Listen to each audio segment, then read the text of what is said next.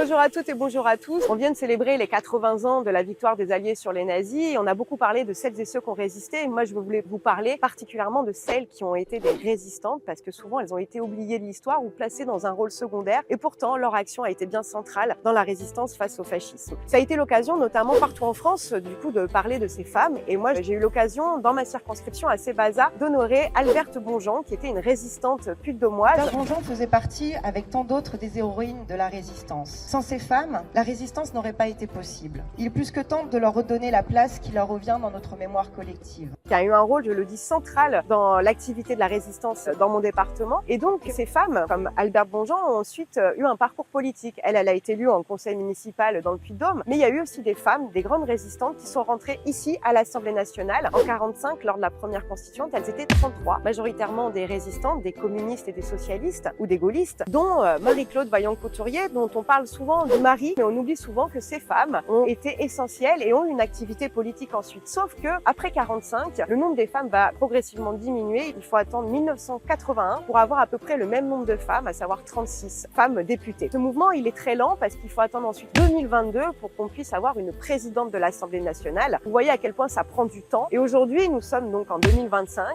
Nous sommes 36% de femmes, à savoir 208 sur les 577 députés de l'Assemblée nationale. 80 ans après, vous avez vu le temps long pour que les femmes aient leur place dans la vie politique nationale et même locale. Vous voyez les combats qu'il nous reste à mener pour que nous arrivions, comme je disais dans ma première vidéo, à une véritable parité, une véritable égalité des représentations politiques à l'Assemblée nationale et partout ailleurs dans le pays.